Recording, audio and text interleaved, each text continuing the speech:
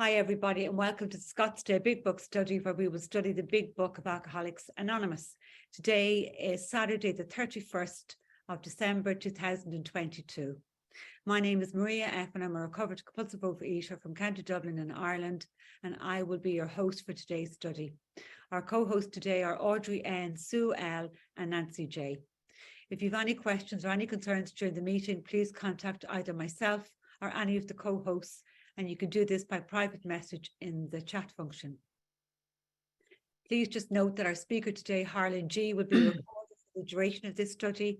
However, the Q&A which follows the study will not be recorded, so please feel free to ask Harlan any questions that you may have during that period. We ask that if you can please make sure that your microphones are on mute at all times today, and also if you need to step away from your video for any reason at all, please do disconnect your camera. The previous week's recordings will be posted in the chat function and also a link to the 7th edition payment. So now we will turn it over to Harlan G. in Scottsdale, Arizona. Good morning to you, Harlan. Good morning, Maria. Thank you very much for all the work you do, Sue, Nancy J., whomever, Audrey, whoever makes this possible. It is far from me, believe me. I don't do the website. I don't post the recordings. I don't handle the treasury. I don't maintain the website. I don't do any of that stuff. So there are a lot of people that are integral to this endeavor that I just want to say thank you very, very much to all of you who attend. A wonderful, happy new year and a blessed year to each and every one of you. May God's countenance shine upon you, and may he be gracious unto you during the coming year, in your comings and your goings. Okay, now we are going to be talking this morning about the fourth column of the resentment section of the Big Book of Alcoholics Anonymous. Step 4 is divided into 3 sections: resentments, fears, and sexual harms done others. And we're going to talk about just column 4 probably today. If we get a little further, we get a little further, but we're not going to pressure ourselves. And what I would like to do when we start is I will always tell you that we're going to eventually start on page 67, where it says we avoid retaliation or argument. And when we do get started there, that's where we're going to begin. But before we get there, I'd like to talk to you guys for just a little bit about who we are as people and what this inventory process does. The inventory process is a very, very revealing process by which we uncover, discover, and discard. What do we uncover? We uncover the things in ourselves which have been blocking us. Blocking us from what? Blocking us from living our most optimal life. The defects of character, the behaviors that we've engaged in for so very, very long that have held us back from living up to our potential. And this is something that we want to get in touch with, because until we know what we're dealing with, it's really very difficult, if not impossible, to move forward. We uncover and then we discover. What is it that we discover? We discover the defects of character, and specifically how they have wrapped their tentacles around our soul, around our brain, and around our lives to decimate us, so that decades and decades of our lives have gone by with a life unfulfilled, a life unlived. And then we discard them, but we can no more discard them by ourselves than we could discard our eating disorders. We need God's help. And that is the process of the steps that is going to produce the scenario by which we can uncover, discover, and discard these various things. Now, I want you to know that Carl our newest member of OA, is on our meeting today, and he's sticking his tongue out at all of us. And that's okay. We love him anyway. And if he doesn't look just like his dad, then I don't know who does. So anyway, Carl, welcome. We're glad that you're starting off young. And when you're older, Carl, you'll get a lot of people saying, gosh, I wish I would have come in when I was 2 years old. And you'll say, yeah, well, I was just a little more awakened than you. I was a little more enlightened than you. But he's a cutie. But anyway, okay, getting back to this. You know, we run as people to extremes, and sometimes it's absurd extremes. And as we go through life and we build up these resentments that we've talked about over the last couple of weeks, what is a resentment? To refeel. Means to do again, repaint, rewrite, reread. It always means to do again. And sentiment comes from an old word, sentiri, which means to feel. And when we go through our lives and we build up these resentments, they always become lies. Now, does that mean that you were not originally injured? Does that mean that you just lied to yourself and said, so-and-so said this or such and such did that? Probably not. But here's where it becomes a lie. As I go through my life, my brain does not have something that my TV recordings, my audio recordings have. And what do they have that I lack? Fidelity. What does fidelity mean? Fidelity means truth and consistency. Truth and consistency. When I have a resentment in my head, and I'm rehearsing this resentment against a certain person, a place, a thing, an entity, an institution, an expression. What happens over time is, as I live my life, I start to change my position in this scenario and make it a little more innocent. And I start to change the other person or institution or postulate's position and make it a little more nefarious, make it a little more dastardly, make it a little more villainous. And if you give me enough time, what will happen in my situation, I don't know about yours, but I bet it's very similar. I was standing there doing nothing, and this witch came over and did that to me. How dare she do that? How dare he do that? How dare they do that? And as I resent more and more, I start to resent other people for not stepping forward to defend me. Then I start to resent the most critical person in this scenario, myself. And that self-resentment, that rage turned inward, that depression, that state of rage that I feel toward myself will close me off quite effectively from God. And it will make it so that the most absurd idea of eating Malomars, the most absurd idea of eating chocolate cake or whatever that might be, or eating, pizza from Gino's East in Chicago, or a Carl's Red Hot with a bag of dripping greasy fries or whatever that might be.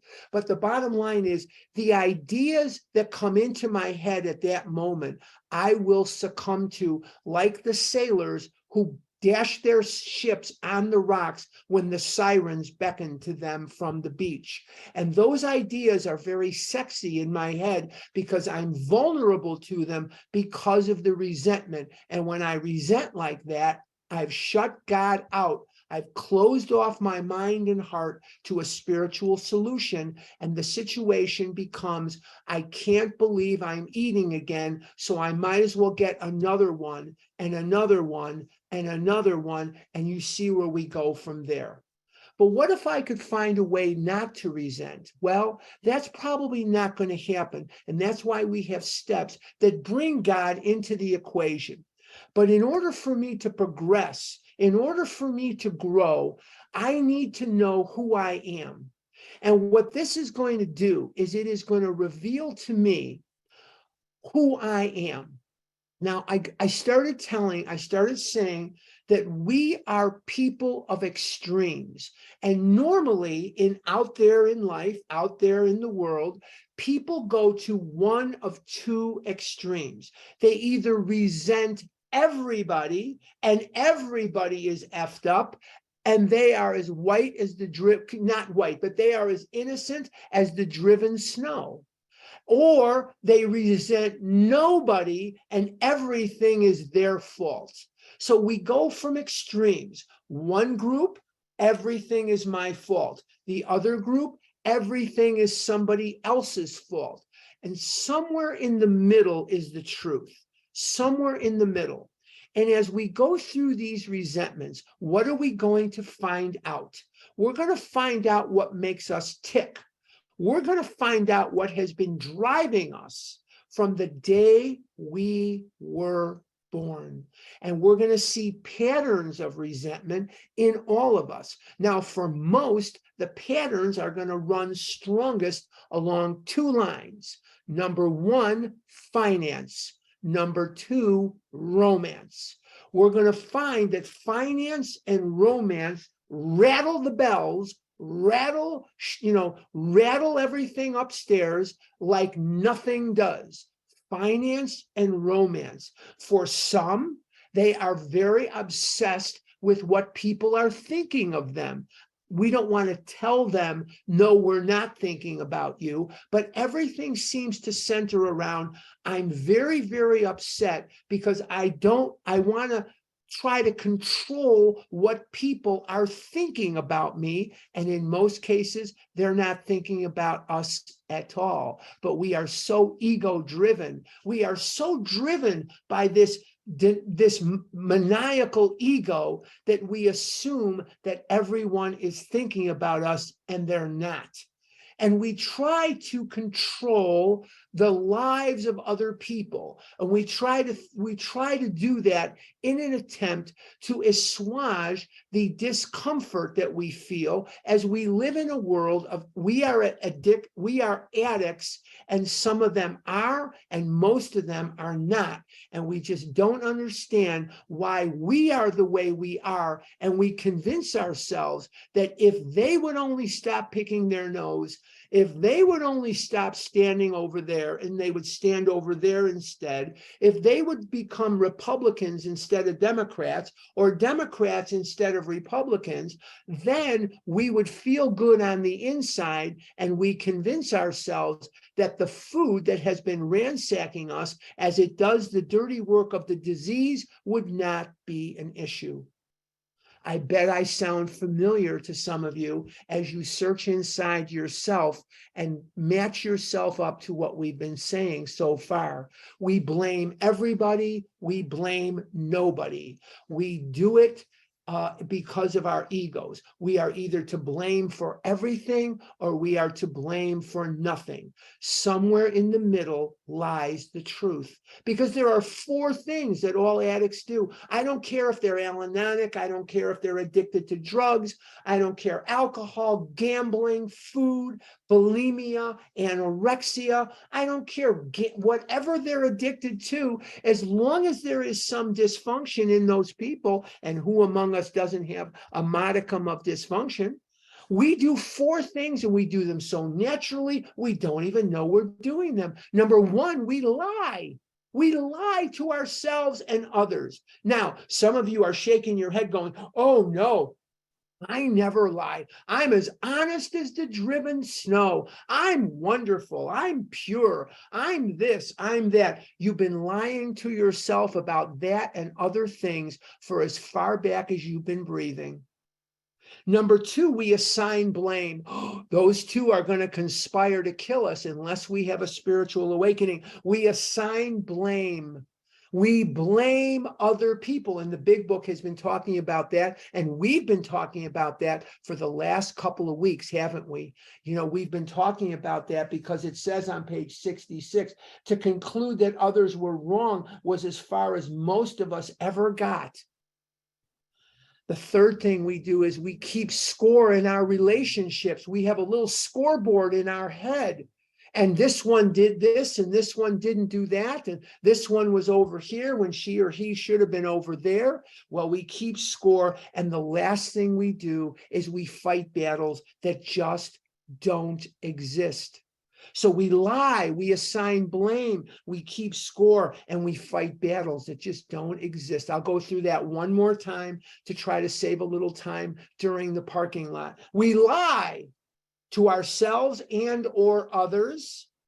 We assign blame, we keep score, and we fight battles that just don't exist. I was raised by a man who fought battles that didn't exist his entire life. I'm not saying he wasn't justified. I'm not besmirching my dad. I'm not saying he was a bad guy. I loved him very, very much.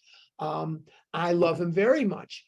To this day, I do. But he fought battles that didn't exist every day of his life. And every day of his life, he was convinced that we as a people, the Jewish people, were going to be put to death for one reason or another. Now that we have this headline in place, now that this has occurred, they're going to come and they're going to kill us.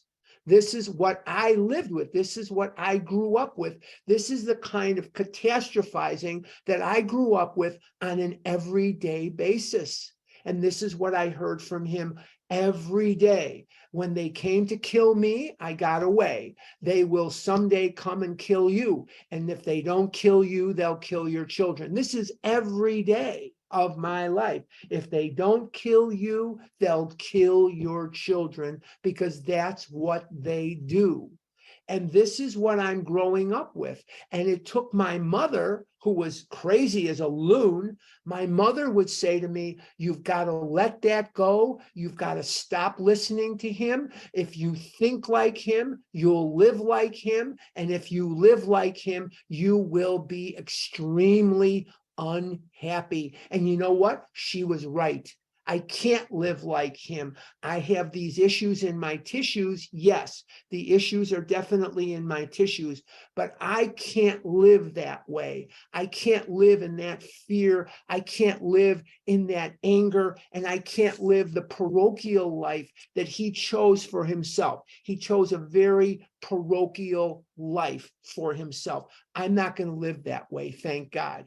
But you know, as I say, the issues are still in the tissues. So we have these things going on, and we don't ever really associate the activity of our brains and hearts and souls. We don't really understand that this has everything to do with our eating. We think that if we just get a handle on the eating through willpower, if we just get a handle on the eating through discipline, if we just get a handle on eating through a good diet, everything else will fall into place, and that not really jive with reality. We have an illness of the mind and we have an illness of the body, and only a spiritual awakening will conquer these. They won't cure it, but they will make it possible for us to live free of that food. The day before yesterday, on the 29th of December, I celebrated 24 years of continuous back-to-back abstinence.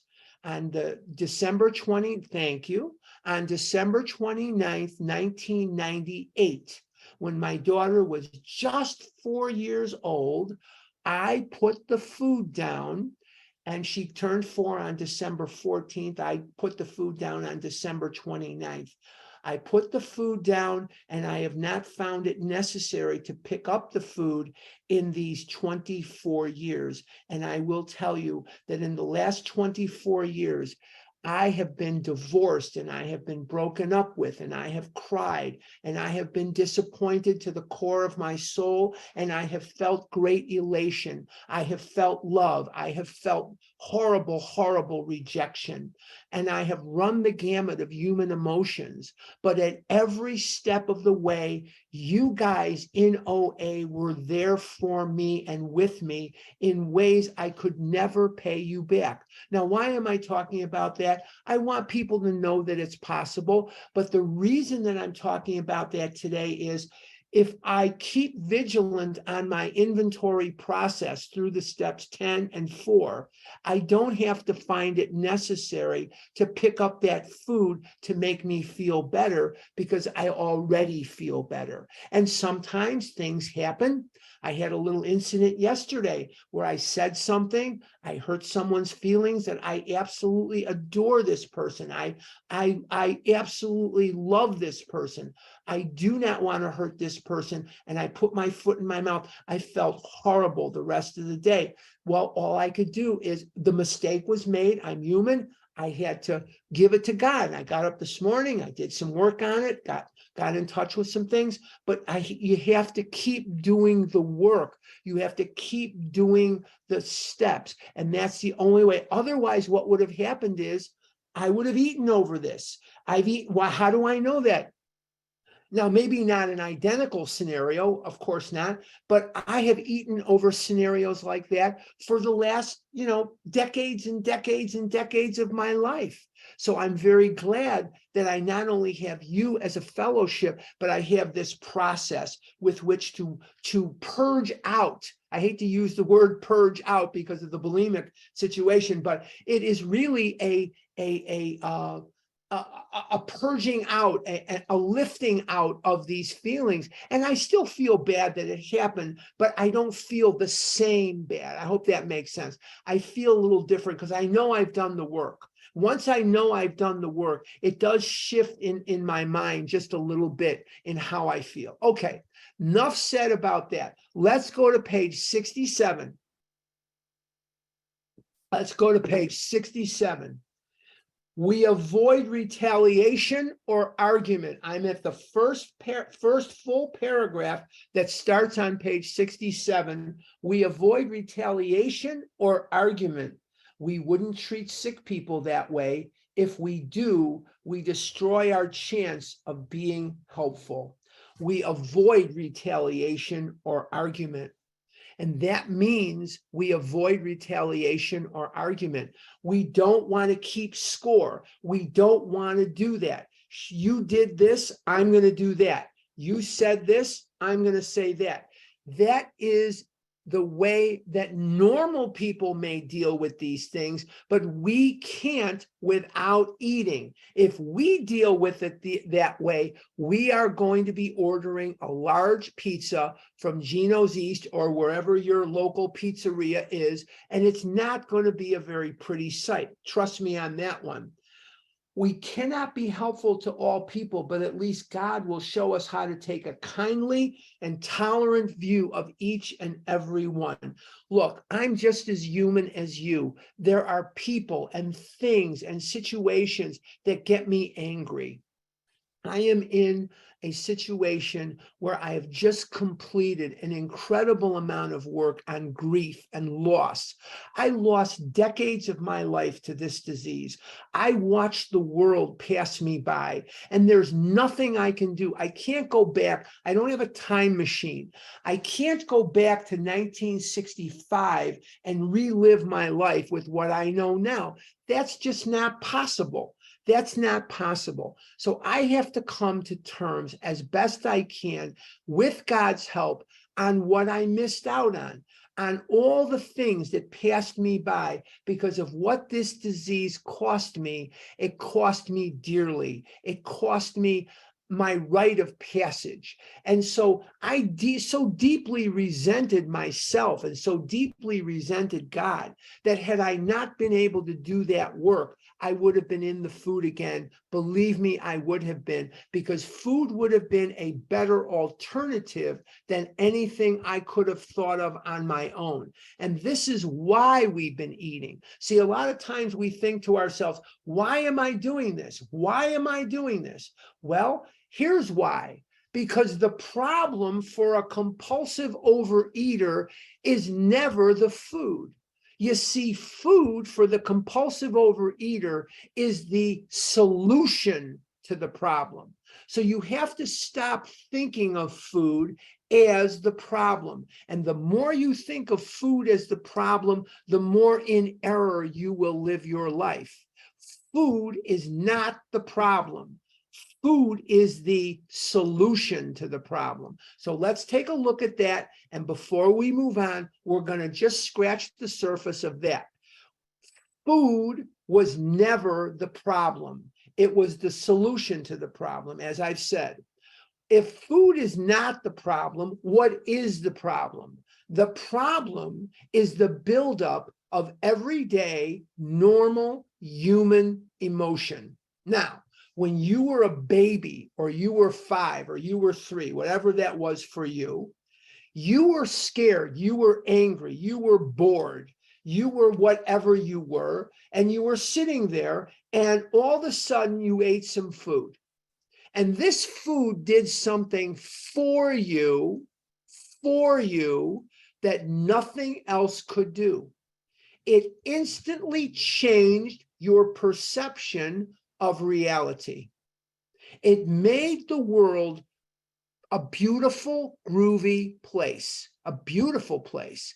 And you liked that feeling. And whether you remember it or not is not the issue. Your brain remembers it. Your brain registered food is good. Food makes me feel better instantly. When you were a baby, you didn't even have language. You didn't even know what an emotion was. You registered in your brain that certain foods, when they went into your body, it gave you an instant sense of ease and comfort. And your brain said, we like this. This is good. We like this. And the next time you got into a jam, the next time you were feeling frustrated, the next time you were feeling angry or fearful, or you were in any way overly emotional, because remember, Dr. Silkworth tells us that when we're not eating, we're restless, irritable, and discontented. Well, throw in scared to death, angry as hell, frustrated as hell, jealous, comparing our insides to other people's outsides. And these are the very things that make us extremely uncomfortable. And the brain gets up and says, hey, a Baby Ruth bar would make you feel better. And the mind, I'm going to separate the brain from the mind here, the mind being the intellect and the brain being the instinctive. The mind says, no, don't eat that Baby Ruth bar. That's going to hurt you. And the brain says, shut up. We're going to eat one Baby Ruth bar. It's going to make us feel better. And now we're going to stop. And the mind tries to stop you from doing that. But the brain is operating under the steering of the ego. And the ego has 3 jobs: make me feel good right now, make me different from everybody else, and make me right. And in keeping with thing number 1, make me feel good right now, the brain tells the mind, shut the F up. I'm eating this Butterfinger bar. I'm eating the Baby Ruth bar, and then I'm going to stop.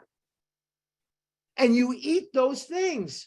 And you think that this time it's going to be okay. This time you won't gain weight. This time you'll control it. This time it's going to be different. And even though you've eaten Chips Ahoy cookies on 10,000 different occasions and it has never worked out for you, this time it's going to be different. And you eat them. And then what happens? See, if we didn't have this physical allergy, I would just carry around M&Ms with peanuts, of course, not the other. And these are not Jewish people that buy these other M&Ms. I'm convinced of that. You got to eat the ones with the peanuts. What the hell? Why would you spend the same nickel or the same dime on M&Ms without peanuts as you can with the peanuts? Never understood that. Seems crazy to me. I would carry them around in a little Batman utility belt, and I would pop these M&Ms in my mouth like Xanax. And every time I had a feeling, every time I got scared, every time I started to catastrophize, every time I wanted something that I can't have, every time I want to compare myself to someone else, I would take an M&M and it would be bliss, because M&Ms make me feel fantastic for about 10 seconds, 9 seconds. But then what happens? The physical allergy takes over and we cannot stop. And so the food does the killing of the disease. The food finishes you off. The main problem of the alcoholic centers in his mind rather than his body. But once the mind activates to eat the food, the physical allergy takes over and does the killing by making sure you eat a lot more than you had intended. And excess food in a human body is a toxic substance. Excess weight is a dangerous situation. I'm going to the cardiologist on Tuesday, and I'm going to the nutritionist on Tuesday, and I'm going to get weighed. And you know why I'm not really scared? I'm down weight from last time. Last time I was down weight from the time before. The time before I was down weight from the time before. The time before I was down weight from the time before that. So I'm not really scared. Two scariest things in a man's life, besides girls. Two scariest things: going to the doctor, you know you're going to get weighed, or buying clothes, you know you're going to get measured. Nothing is scarier than that. Nothing that I can think of is scarier than the doctor or going for clothes. Except for I don't want to go to the nutritionist because I don't want her to take food away from me. I got to throw that out there. I pray to God she doesn't take any food away from me. I don't want to eat less, but if I have to, I have to. Okay, so getting back to the subject at hand, let's continue, because this is now going to be the instructions for the fourth column in this inventory of resentments. And that should be the biggest section that you have, is the resentment section. Because if you have a fear that has a resentment, it goes in resentments. And if you have resentments, it should be the biggest section. Don't engineer I love it when you go to the fifth step and there's 3 resentments down there, or there's 791 resentments down there. Somewhere in the middle is the truth, guys. Referring to our list again, putting out of our minds the wrongs others had done. We resolutely means with purpose, look for our own mistakes. That's the first time I've ever had to do that. And this morning I had to do that because I had to look for my own mistakes in something that happened to me yesterday. I had to look for my part in things and completely disregard anything. The other person really didn't have a part, but I'm blaming myself for this one. But trust me, it's with validation. It's with truth. But I had to look at what was going on and why it was going on. And I didn't always like what I saw. You don't want to think of yourself as rabidly insecure. You don't want to think of yourself as jealous, or you don't want to think of yourself as deficient, especially all these years in. But that's exactly what was happening. I was insecure. I was scared. I was coming from a place of wanting to just, even a playing field or whatever it was. So I said something, I did something, and hurt another person. It was really bad news. Anyway, all right, getting back to this. So we're going to look at our own mistakes. And in so doing, we're going to run up against a little opposition from some of you. Now, I know that if there's 176 of you, gosh, on New Year's Eve, I really appreciate that. 176 of you have welcomed me into your computers and phones on New Year's Eve. Thank you very much. But if there's 176 of you, I got to think that some of you, statistically speaking, have been raped. And some of you have had physical abuse at the hands of an adult. Some of you have been abandoned. And some of you have suffered injustices beyond description in your little lives. You had things that happened to you that you had no part in. I got a story about that I'd like to tell you, if I may. I grew up in Chicago. I'm a Chicagoan through and through, North Side, Mather High School, class of 72. But I went to meetings mostly in Skokie, Evanston, and in Swedish Covenant Hospital in Chicago, and in Potawatomi Park in Chicago. And that's where I primarily went to meetings. And then in the 1970s and early 80s, crime in Skokie was really limited to traffic and occasional home robberies. There were no real serious crimes there. There just weren't. And there were some, but very few and very far between.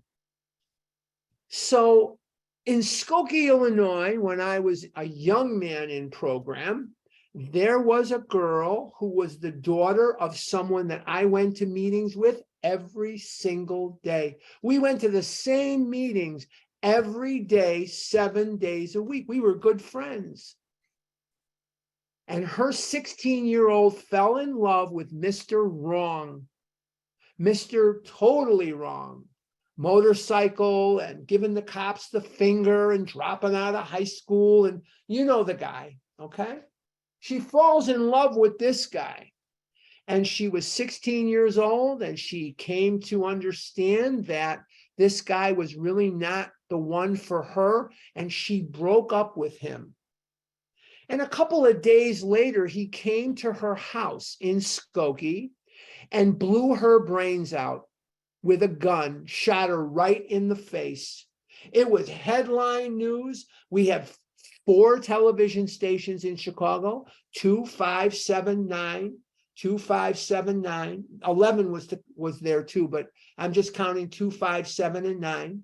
And on the Chicago Sun-Times, the Chicago Daily News, the Tribune, and the American. Well, the American, I think, was defunct by then, but of the newspapers we had, front page on every newspaper was the murder of this girl. And the thing lasted for weeks. You know, they're talking about it. How did this happen? And we didn't see the mother in this scenario, the one that I went to meetings with. I didn't go to meetings with the 16-year-old. I went to meetings with her mother. About 4 or 5 years later, here she comes. We were in a church in Skokie. She's coming up the walk. Hadn't seen her. She used to put herself together, and she used to take care of herself. And she did the things that ladies do to, make themselves attractive. She looked like death warmed over. She looked like she had just been dropped into the ocean, lived in the ocean for about a year, and they plucked her out of the ocean and she came to the meeting. That's what it looked like. And she sat in the back. Now, when I was in OA then, we sat theater style. You didn't sit in a circle. You didn't do that. You sat theater style. And if you wanted to share, you went to the left of the podium, waited your turn, which you'll see at the OA birthday if you come. This is how you share at the birthday. And I encourage you to come 13th, 14th, 15th of January in Los Angeles. Go to LosAngelesOA.org, Los Angeles OA Intergroup, and register today. Please, I'd like to see you in LA. She comes up to the podium after sitting there for months and months and months and months. Now, what did she have to do in this resentment against this young man who killed her daughter? Nothing. So she finally gets up to the podium, and you could hear a pin drop. You could hear a pin drop in that meeting. We didn't know what she was going to say. She said, "That son of a bitch killed my daughter. For the last 2 years, 3 years, I have spent with district attorneys, police, lawyers, prosecutors, newspapers, TV reporters, radio reporters. I gave that son of a bitch a lot of time. I'm not giving this one more minute." Now, if she can forgive, if she can come to peace with this scenario, then we can too. Yes, you were raped, or yes, you were abandoned, or yes, you were divorced or cheated on. I've been there. My wife was carrying on with somebody else while we were married. I've been there. I'm no stranger to this. I went through this. May of 2010, I was brought into the kitchen. We need to talk. Anytime a female says we need to talk, you don't want to hear what they have to say. Trust me. We need to talk. We're getting divorced, blah, blah, blah. The money's not there. I fell in love. I'm in love with somebody. I've met them through my office. I want to be with them. I don't want to be with you. What are you going to say to that? I did the best I could to talk her out of it. I couldn't do it. Okay. Once that person makes up their mind, forget about it. You're not going to change it. I've been divorced for 12 years. It happens. Poo-poo happens. Am I going to spend the rest of my life curled up around a pizza box? Am I going to spend the rest of my life at the buffet? Am I going to spend the rest of my life in the candy counter? Or am I going to spend the rest of my life helping other people, and in so doing, being free? Being free. I'm going to choose the latter. Life sometimes sucks. There's a lot of pain to life.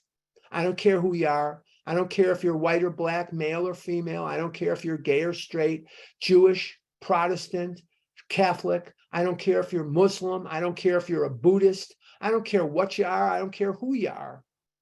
You're going to suffer pain, as you well know. Every one of you on this line, now we've got 179, but every one of you on this line, on New Year's Eve, that's not bad. Every one of you could give testimony to the pain that you have suffered. But is there a reason to perpetuate the pain, or is there a reason to let God carry it and let him have it? We have to leave retribution to God. I had horrible injustice happen in my family. Didn't happen to me, but it happened to my dad. Should I lose my life over it? Now, some of you are going to say, I can't forgive. I resent Hitler. I resent the slave traders. I resent the people that mounted up and killed Native Americans. And on and on and on and on. How is you eating helping that scenario? Let me level with you here. If I thought that eating pizza would bring back the 6 million, or one of the 6 million, I would eat a pizza. If I could bring one back, I would choose Anne Frank. If me eating pizza could bring back Anne Frank, I would eat the pizza today and die in the food. But I can't bring her back. So if you can walk me through how you eating solves the racial injustice that African Americans have suffered in this country for hundreds and hundreds of years, I want to hear that. How is you eating going to solve the political problems, the energy? How is you eating going to help that? Walk me through that someday. Not today. Call me up, walk me through how that works. I'm curious. So I'm not going to let Hitler kill one more Jew. He ain't getting me.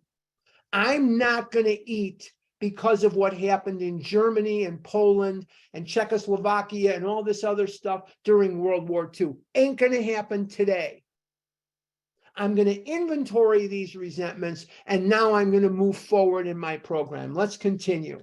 Where had we been selfish, dishonest, self-seeking, and frightened? Those are the defects of character. Being late for work is not a defect of character. Yelling at your wife or husband is not a defect of character. Whatever. Those are behaviors that come from defects of character. The defects of character are selfish, dishonest, self-seeking, and frightened. Now, we add resentment in the 10th step. There's no reason to add resentment here. It's a resentment inventory. So don't bother asking me in the parking lot, why isn't resentment listed? It's a resentment inventory. It would be like you going to the store to buy frozen vegetables, and frozen vegetables are not on the list of things because you're buying them. It's a resentment inventory. So let's just keep it as simple as we can. There's no reason to list it. When we get to step 10, it will list resentment as one of the defects of character. Though a situation had not been entirely our fault, we tried to disregard the other person involved entirely. Where were we to blame? We are looking at our own mistakes. And if you need help in getting to your part in things, ask for it. Ask your sponsor.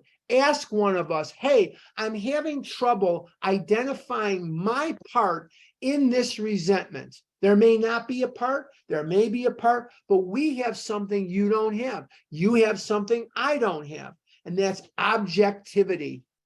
I don't have objectivity about me.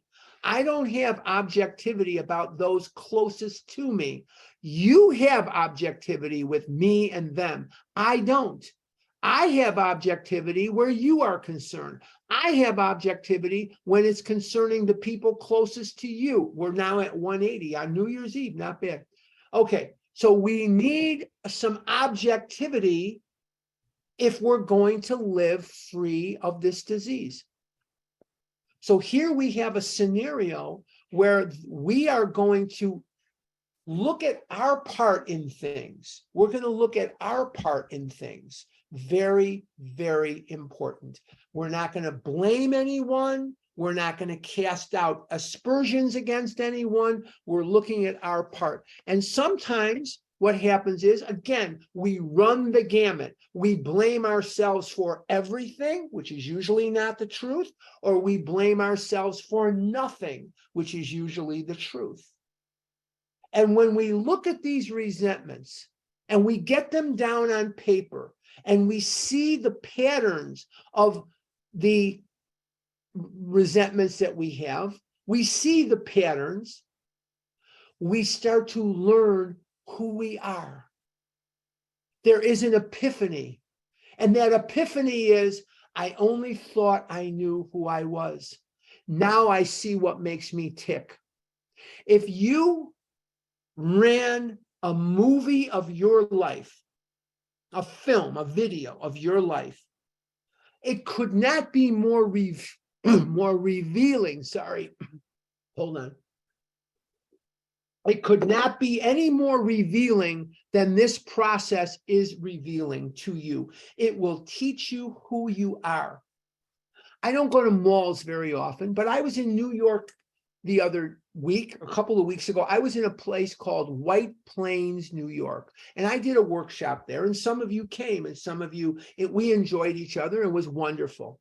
And there was, on Saturday, we had a lunch break during the workshop, during the Big Book workshop. So some of us went across to a mall, and at the mall, we were looking for the food court. Boy, a bunch of compulsive overeaters looking for the food court. Holy mackerel, that can't end well, right? That can't end too good. Okay, but anyway, we looked at a map, and what's the first thing you see on the map? It says, you are here. If I don't know where I am, I don't know how to get where I need to be. I need to know where I am. If I don't know where I am, it's very hard to find. Now, if I put in my, my Google Maps, or I put in the directions, and I said, God, how do I get to the White House from here? Well, it's going to give me, you're going to go from Arizona, you're going to go to New Mexico, you're going to go to Texas, you're going to go through this, it's going to show me how to go to the White House from Scottsdale, Arizona. But how is the Google Map going to work if it doesn't know where I am? Is it going to give me the same directions to get to the White House in Washington, D.C. if I'm in Dublin, Georgia, as it would if I was in Dublin, Ireland, or Dublin, Ohio? Is it going to give me the same directions to get to the White House if I'm in Montreal? No, of course not. Of course not. So we need to know where you are. This process of the step 4 inventory, and most singularly, this 4th column of the 4th step is going to point you in the direction. Trust God on this, trust me on this. It's going to show you where you are and who you are. Like nothing you've ever imagined. You will learn more about yourself than you ever could have dreamed possible. So we're going to do it. Now where were we to blame? The inventory was ours, not the other man's. When we saw our faults, we listed them. Now, when it says we listed them, what does that mean? I was selfish. I did this. I was dishonest. I did that. You're going to enumerate specifically. You're not just going to list the defects. You're going to list very short sentences. Don't write a book about, don't beat yourself up. Don't beat yourself up. Don't write me a book in the 4th column. Very few words. Just give me a headline. What did you do to bring the resentment about, and what character defects were brought to the surface? We placed them before us in black and white. We admitted our wrongs honestly and were willing to set these matters straight. So now is the very beginning of our remarkable journey through this inventory process. Now, the inventory process is not just step 4 and 5. It is not just step 4 and 5. We are going to do it 4 through 9. 4 through 9. And what is this sentence alluding to? That pretty soon we are going to make amends for the wrongs that we have done others. So this paragraph on page 67 is as vital a paragraph as you will ever read in your life. Because what it's going to do is it's going to give you specific instructions for how to list your part in these resentments. If you have a resentment that you have no part in, write DNA, does not apply, go to the next thing, but get the inventory done quickly. I give people that I sponsor 3 hours to do step 4. 3 hours. That's it. No more. 3 hours, pencils down. Pencils down. I had Miss Fee in grammar school. She was the librarian. And whenever there was a achievement test or those standardized tests, I always remember her. She had a frog. It was a clicker, but it looked like a frog. And she would click the frog, click, click, click, click, click. And then she would say, pencils down. And that was it. If she caught you writing after that, your name was mud, man. Your mother, your dad, they were coming to school and it wasn't going to be pretty. It was not going to be pretty because she was the proctor of those tests for the standardized test. There was a place out of Iowa, I think, that did those tests. I think it was called the Standard Iowa Tests, after all. But anyway, she was the proctor, man, and she caught you writing after that clicker, that frog started clicking. You were in a world of hurt, buddy boy, world of hurt. But anyway, I give them 3 hours to finish their 4-step. Now, some of you, that's crazy. I've been working on my 4-step for 6 years. I've been working on my 4-step for 6 months. No, you haven't. You've let it sit there and you've been obsessing and perseverating about it for 6 months, but you haven't been working on it. If you have been working on your 4-step for 6 months, I'd be very, very shocked. I'd be very surprised. Unless you're, maybe 700 years old. If you're 700, 800 years old, then I understand, then I would get it. But since you're probably somewhere south of 100, you haven't been working on it for 6 months. That's simply not true. It's been sitting on the table, it's been sitting on the desk, and you've been obsessing about it. I'll give you that, but you have not been working on it for 6 months. Let's just do the next paragraph or two, and then we're going to be done. So now we've got 4 columns for the resentment inventory. Column number 1, who or what do you resent? Column number 2, why do you resent them? In other words, what did they do to you? What did they do?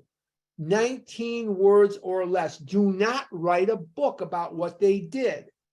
And when you're doing your 5th step, if you're the sponsor, don't let them go on and on and on about why they hate their mother-in-law or why they hate their wife's children or whatever, whatever that may be. It's not healthy. It's absolutely not healthy. And by sitting there and talking about each resentment, that's usually not very healthy either. Let them roll, but keep them moving and then point out the patterns. You don't have to have a lengthy discussion about each and every coworker and each and every teacher and each and every whatever boss and relative. You don't have to have a long discussion on each and every one of these people. It's counterproductive. It's not productive. Okay.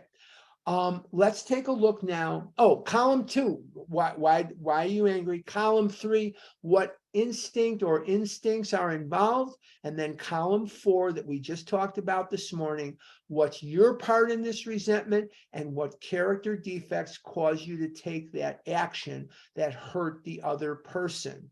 So we want to make sure that we get in touch with that. Okay, bottom of 67. Notice that the word fear is bracketed alongside difficulties with Mr. Brown, Mrs. Jones, the employer, and the wife. This short word somehow touches about every aspect of our lives. It was an evil and corroding thread. The fabric of our existence was shot through with it. It set in motion trains of circumstances which brought us misfortune we felt we didn't deserve. But did not we ourselves set the ball rolling? Interesting question. Didn't we set the ball rolling? In most cases, you bet we did. Sometimes we think fear ought to be classed with stealing. It seems to cause more trouble. Now, we're not going to continue with the fear inventory today. We're going to save that for next week. I am doing Sunday special edition tomorrow morning on vision. So if you want to tune in or not, I don't know, but I'm doing Sunday special edition tomorrow. It's going to be kind of an abbreviated doctor's opinion, a little bit of my story, but what I want to do tomorrow morning is open up questions and answers. I want to open up the Q&A to start the year. Now, what I would appreciate very, very much is registering for the birthday. Do it today if you haven't done it. Get your airfare squared away. If you don't live in California, get your hotel squared away. Do what you need to do by going to Los Angeles Overeaters Anonymous Intergroup. Los Angeles Overeaters Anonymous Intergroup. And we're gonna do that. And I hope to see you in LA. If you're not coming to LA, that's 2 weeks from now. Next week I'll be here, but 2 weeks from now on the 14th of January, I believe that is. Yeah, that's the 14th. We are going to have 2 very exciting, fabulous speakers. We're going to have 2 fabulous, fabulous speakers. What I would like you to do as we go to questions and answers today is, if you asked a question last week, please step back and let the person who didn't ask a question last week come forward. If you did ask a question last week and you still have a question, please